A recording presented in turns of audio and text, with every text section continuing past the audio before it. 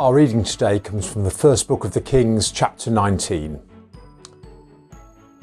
Elijah went a day's journey into the wilderness and came and sat down under a solitary broom tree. He asked that he might die.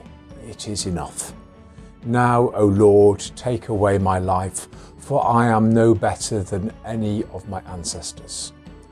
Then he lay down under the broom tree and fell asleep. Suddenly an angel touched him and said to him, "Get up and eat."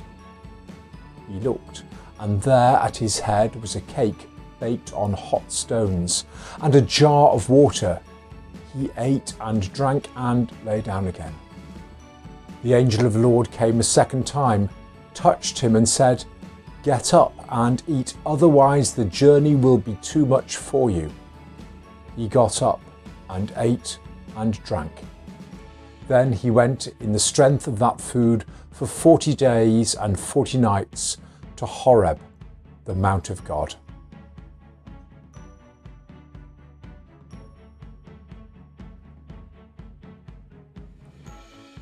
Here in northwest England, it is unusual to be anxious about a lack of water.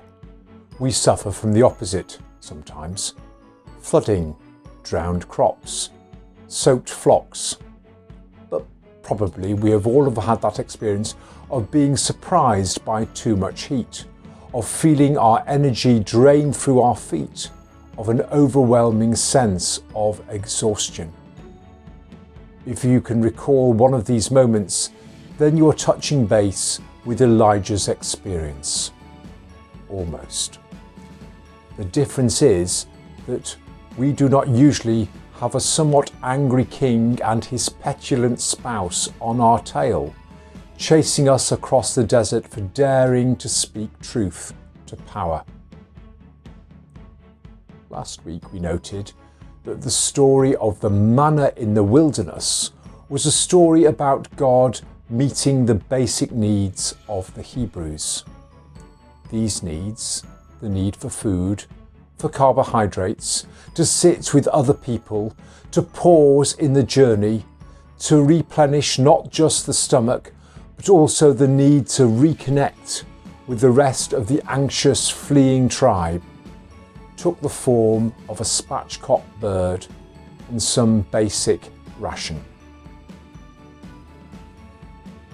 This week, manna, although the word is not used in the text at all, it sort of hangs there in the air above the story.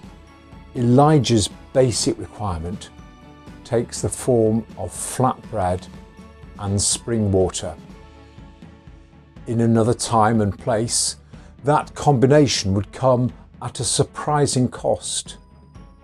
Here in this story, Elijah finds a caring neighbour who has stopped by and given him enough to rouse himself from that sheer tiredness that we might have glimpsed on the faces of athletes in Tokyo this week.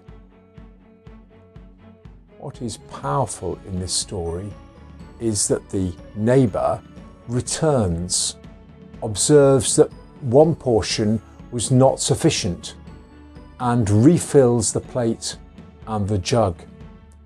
It is like watching a parable in action.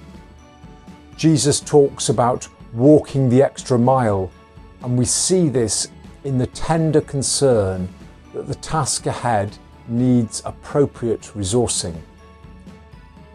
And the question is, are we observant enough to note when we reach out to help those in need that what they really need is an extra boost of love in a form that will make a difference in their lives?